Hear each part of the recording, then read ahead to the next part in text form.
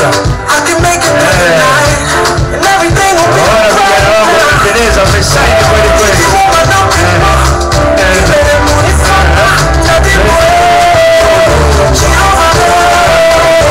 Shule yetu ilianzishwa rasmi ikiwa na wanafunzi 56, walimu 12 na wafanyakazi wasio walimu 3 pekee.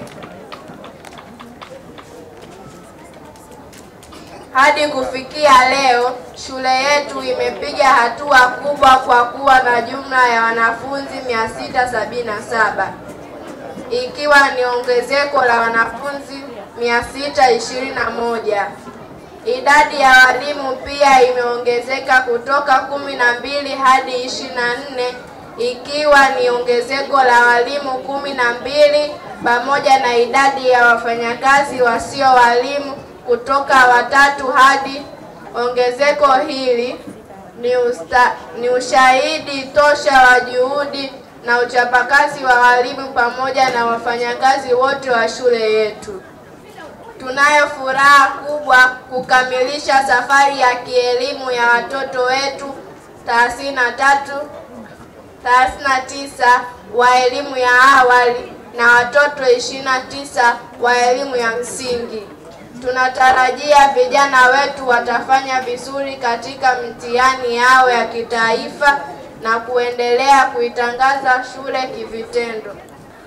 Walimu kwa kushirikiana na wazazi wamefanikiwa kudhibiti utoro kwa wanafunzi. Miundombinu. Shule ina madarasa 9, matundu ya vyoo 16, jengo la utawala, huduma ya mtandao kwa wafanyakazi, huduma ya maji safi na salama. Namba 4, taaluma. Ufaulu wa wanafunzi katika mitihani ya taifa unaendelea kuimarika kwa kushirikiana na kamati ya shule na wazazi. Namba 5, vifaa. Tumepokea madawati 200. Hivyo tunashukuru sana serikali. Hakuna neno gumu kama kusema kwa heri. Leo mmetuaga kwa maana ya kwamba kwa wale wa awali tunategemea tutakuwa nao darasa la kwanza kuanzia muhula ujao.